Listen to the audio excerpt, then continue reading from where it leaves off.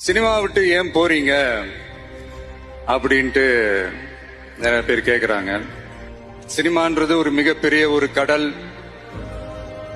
அதுல ஒரு கரையோரமா ஒரு சின்னதா ஒரு மணல் வீடு கட்டணும்னு தான் நான் ஆசைப்பட்டேன்.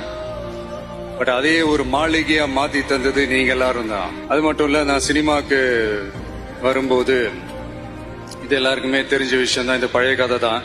நான் ஃபேஸ் பண்ணாத விமர்சனங்கள் இல்ல, நான் ஃபேஸ் பண்ணாத அவமானங்கள் இல்ல, இந்த மாதிரி நிறைய காயங்கள் அதெல்லாம் தாண்டி தான் வந்திருக்கிறோம். அந்த மாதிரி நேரத்துலலாம் டே ஒன்ல இருந்து என் கூடவே நின்னது என்னோட ரசிகர்கள் தான். ஒரு நாள் 2 நாள் இல்லைங்க, கிட்டத்தட்ட ஒரு 30-33 வருஷத்துக்கு மேல என் கூடவே நின்றுக்கிறாங்க.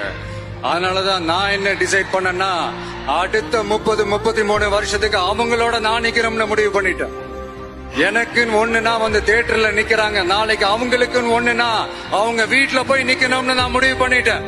எனக்காக எல்லாத்தையும் விட்டு கொடுத்த என்னுடைய ரசிகர்களுக்காக நான் சினிமாவையே விட்டு கொடுக்கிறேன். இந்த விஜய் சும்மா நன்றின்னு சொல்லிட்டு போறவன் கிடையாது, நன்றி கடனை தீர்த்துட்டு தான் போவான்.